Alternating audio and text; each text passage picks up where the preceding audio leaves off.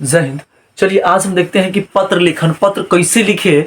जैसे एप्लीकेशन होता है ना, एप्लीकेशन आवेदन पत्र प्रधानाध्यापक को लिखते हैं तो कैसे लिखे, किस फॉर्मेट में लिखे, क्या को तरीका है लिखने का, केना केना लिख सकते हैं, सब का तरीका एक ही वीडियो में हम देखेंगे। चलिए बिना समय गवाए से शुरू करते हैं। थोड़ा नीचे का कट रहा होगा, उसका फिर हम थोड़ा आपको लेयर डाउन करके आपको हम दिखा देंगे, ठीक है। चलिए इसे शुरू करते हैं बिना समय गवाए, देख लीजिए, है ना। देखिए पत्र लेखन क्या होता है, ऊपर में पत्र लेखन लिखा है, क्या लिखा है, पत्र लेखन। पत्र लेखन जो होता है दो प्रकार के होता है, यानी दो प्रकार के होता है। कौन कौन होता है? एगो अनौपचारिक पत्र होता है जिसका फॉर्मल लेटर कहते हैं, एगो इनफॉर्मल लेटर कहते हैं, और एगो होता है औपचारिक पत्र जिसका इनफॉर्मल लेटर कहते हैं। अच्छा, अनौपचारिक पत्र क्या होता है वो? तो औपचारिक पत्र और अनौपचारिक पत्र। तो सबसे पहले जान लीजिए कि औपचारिक पत्र क्या होता है। यानी औपचारिक पत्र कहने का अर्थ हुआ इनफॉर्मल लेटर, और इनमें जो है सरकारी कोनो जो दफ्तर का काम होता है सब वही में होता है। जैसे प्रार्थना पत्र हो गया, शिकायत पत्र हो गया, आवेदन पत्र हो गया, व्यवसायिक पत्र हो गया। इसमें कह दीजिए नगर नियम के लिखना है, बिजली विभाग को लिखना है, तो सब आपको जो आएगा औपचारिक में आएगा, यानी इनफॉर्मल लेटर कहलाएगा। कहने का अर्थ हुआ जैसे प्रधानाध्यापक महोदय हो गया, है ना, बिजली विभाग हो गया, नगर नियम हो गया, डीएम सर हो गए, है ना, या सीओ सर हो गए, है ना, डिस्ट्रिक्ट मजिस्ट्रेट सर्किल ऑफिसर, या सीएम सर हो गए, है ना, चीफ मिनिस्टर, है ना, या पीएम सर हो गए, प्राइम मिनिस्टर। जो भी कहिए, ऑनलाइन लिखना है एप्लीकेशन या ऑफलाइन लिखना है, सब में जिसका उपयोग करते हैं वो इनफॉर्मल लेटर कहलाता है, यानी औपचारिक पत्र कहलाता है। दूसरा होता है अनौपचारिक पत्र। ई का होता है वो, इसको क्या कहते हैं, फॉर्मल लेटर कहते हैं। जैसे पारिवारिक किसी को भी आवेदन पत्र लिखना है आपको, है ना, मित्र हो, दोस्त हो, कोई भी हो, जैसे निजी सगे संबंधी हो गया, मित्र हो गया, निमंत्रण किसी को आपको देना है, बधाई पत्र देना है, पिता का पत्र, माई है ना, माता का, माई का, यानी भाई का, बहन का, जितने भी होते हैं ये सब जो आते हैं आपको ये फॉर्मल लेटर में आते हैं, अनौपचारिक पत्र कहलाते हैं। जैसे फॉर एग्जांपल आपको मित्र के पास पत्र लिखना है ना, तो इसमें क्या कीजिएगा, आप शुरू किससे कीजिएगा, है ना, प्रिय मित्र करते हैं ना।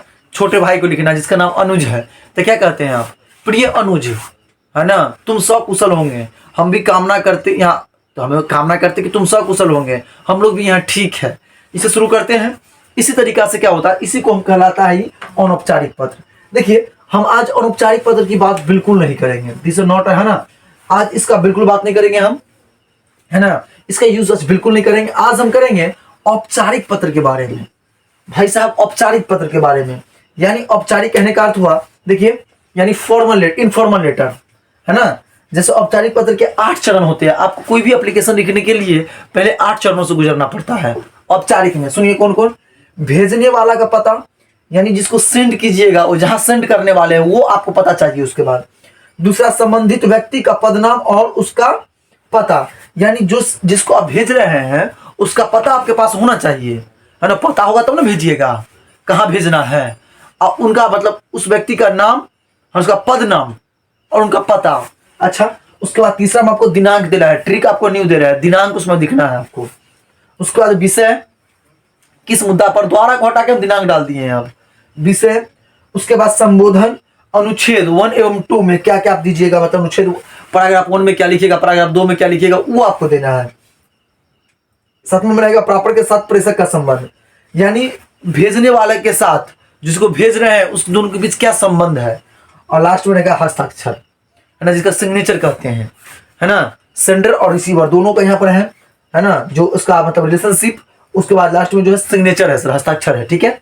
चलिए देखते हैं औपचारिक पत्र कैसे लिखे। लिखने के संबंधी 2-3 चीज करना है आपको, इसमें 3 स्टेप ऐसा बताएंगे आपको जिसको आपको फॉलो करके चलना है। सर्वप्रथम सुनिए, हर स्टेप के बीच में 1 लाइन का अंतर होना चाहिए भाई, हर स्टेप के बीच में 1 लाइन का अंतर होना चाहिए। यानी इधर 8 गो लाइन है तो आप संबोधन और अनुच्छेद दोनों सटा के लिखिएगा, यानी 7 को गैप होना चाहिए, 7 लाइन गैप होना चाहिए, है ना। हर लाइन के बीच में 1 लाइन का गैप होना चाहिए। दूसरा, सभी स्टेप के बाईं ओर लिखिए, यानी जितना स्टेप आप बनाइएगा सबको देखिए बाईं ओर लिखा हुआ। ये कॉपी है, फॉर एग्जांपल ये कॉपी है, मान लीजिए, देखिए आपको दिख रहा होगा ये कॉपी है ना। तो सभी, है ना, सभी स्टेप को बाईं ओर लिखिए। किसको लिखे, बाईं ओर लिखिए। और केवल हिंदी में प्रापक के साथ प्रेषक का संबंध हस्ताक्षर दाईं ओर लिखिए, यानी जो सिग्नेचर लिखेंगे वो दाईं ओर लिखेंगे। आपको दिख नहीं रहा होगा, जस्ट दिखाते हैं आपको, है ना, लिखिए। और नोट, संबोधन और बॉडी के बीच में गैप नहीं होता है, यानी संबोधन आपको बताया था 1 स्टेप 8 था, हम 7 बोले थे आपको। इसलिए संबोधन और बॉडी के बीच में बिल्कुल गैप नहीं होता है। चलिए आपको थोड़ा दिखा देते हैं नीचे, इससे आपको बढ़िया दर्शाएगा। ठीक है, 1 सेकंड वेट कीजिए थोड़ा सा। देखिए थोड़ा बोर्ड का जो मतलब सेटिंग है, जब से मतलब थोड़ा गड़बड़ा गया, इससे थोड़ा दिक्कत हो जाता है ना, तो बढ़ सब ठीक है। चलिए थोड़ा सा देख लेते हैं आपको कि हम किस तरह से लिखे और कैसे किसको दर्शाना है वो देख लीजिए।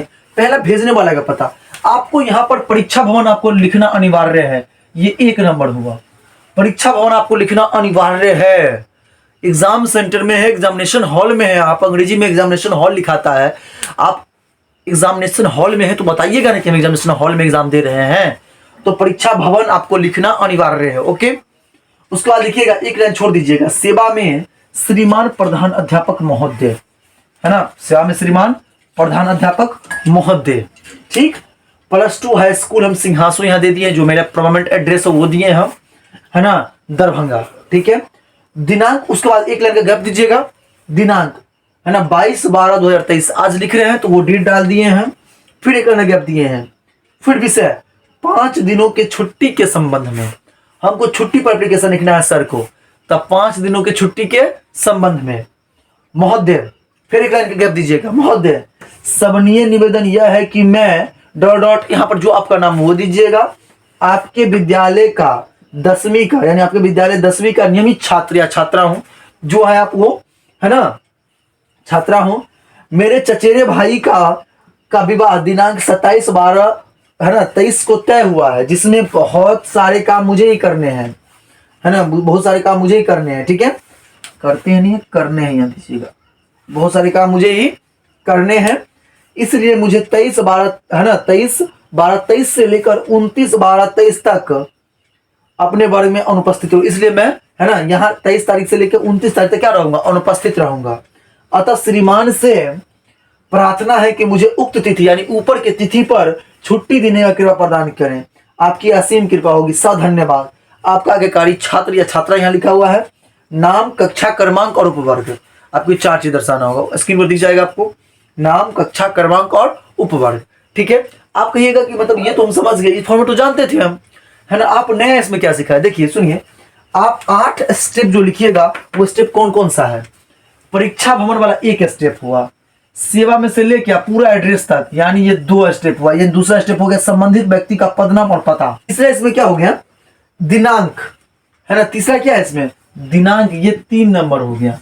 ठीक, और विषय, आपका विषय है 4 नंबर में, तो विषय ये 4 नंबर हो गया। महोदय से लिखिए, महोदय, महोदय जो दिख रहा है आपको यानी संबोधन, महोदय कहिए, या यहीं पर आप ये भी लिख सकते हैं कि मान्यवर, है ना, मान्यवर, ये कहिए।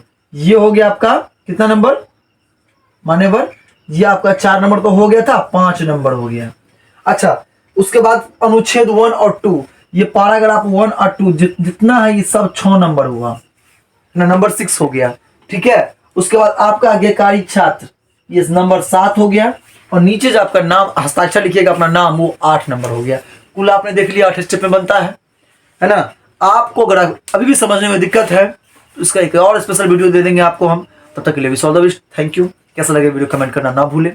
थैंक यू, फिर मिलते हैं नेक्स्ट वीडियो में, तब तक के लिए all the best, thank you.